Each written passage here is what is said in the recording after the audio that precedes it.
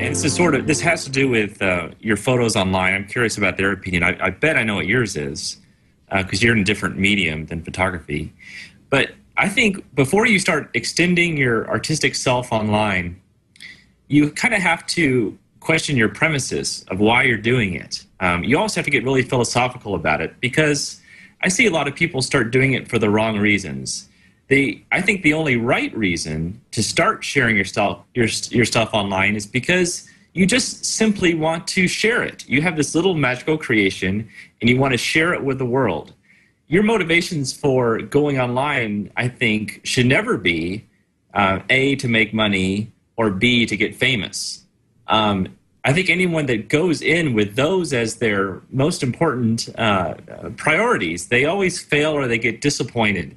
And I think the way Leo has kind of built up his Machiavellian empire here is simply because he loves technology and he just likes talking about it. Right. And I think these are the most successful photographers that just love doing this, and they just love showing it to the world and sharing their experiences with the world.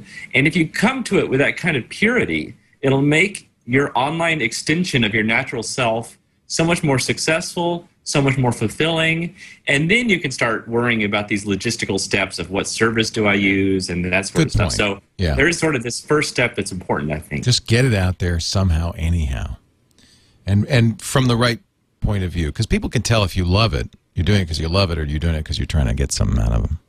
By the way, I love your black and white stuff, RC.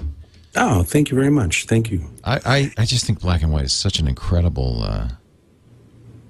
It's one of those things where sometimes it's like, and you know what? One of the things that I think I'll say about some of these is some of these are actually HDR black and whites. That's actually my wife. Again, she's very flexible.